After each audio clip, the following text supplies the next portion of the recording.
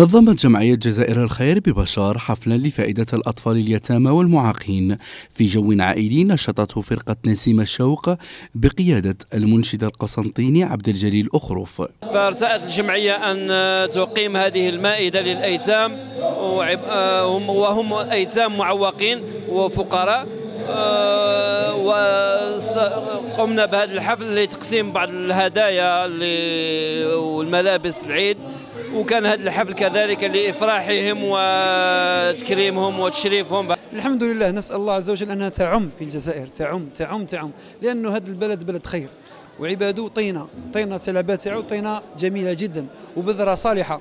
نسأل الله عز وجل في هذه الأيام المباركة أنه إن شاء الله يا ربي تعم هذه. عائلة المعاقين اعتبروا هذه المبادرة خاصة خلال الشهر الفضيل دعما معنويا كبيرا لهم. في كل مبادرة ما تنساش المعاقين، بما أنني أب لطفل معاق، أولا ربي يجازيهم عز وجل في هذه الأواخر من ساعة سيدنا رمضان، ربي يكتب لهم في ميزان الحسنات،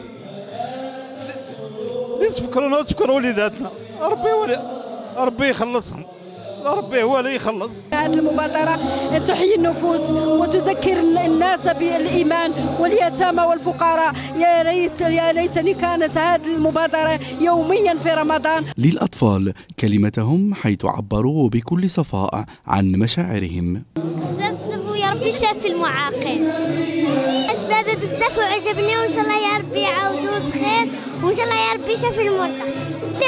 عجبني هذه الحفلة، عجبتني بزاف، ونتمنى لهم كل السعادة والخير في شهر رمضان. العائلات الحاضرة استمتعت بالحفل وثمنت مثل هذه المبادرات.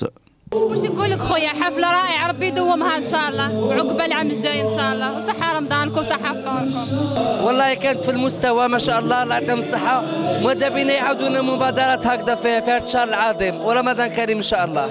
أختك شابة بزاف، ومبروك للشعب الجزائري، نقول لهم صحة فطوركم، صحة رمضانكم، كل عام وانتم بخير.